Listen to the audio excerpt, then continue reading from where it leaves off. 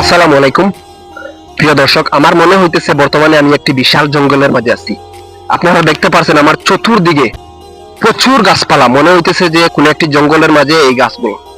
আর এই এরিয়াটি এত বড়, মনে হইতেছে যে অ্যামাজন জঙ্গলের মতো এই জঙ্গলটি দেখতে, কিন্তু আসলে এটি জঙ্গল না, এটা হচ্ছে পার্ক।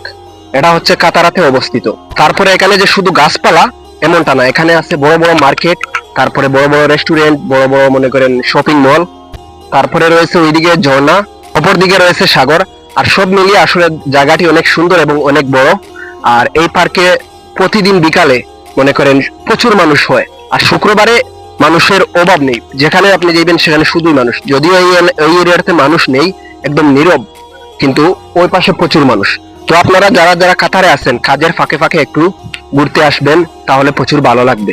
শুধু কাজ করলে চলবে না, কাজের মধ্যে দিয়ে আমরা এনজয় করতে হবে। তাহলে বিদেশ বাড়ি যে আমাদের অনেক কষ্ট, এটা আমরা কষ্টটা ভুলে যাব আমাদের এনজয়ের মধ্যে দিয়ে। দিনের বেলা যদি আপনারা আসতে পারেন তাহলে প্রচুর ভালো, অনেক সুন্দর।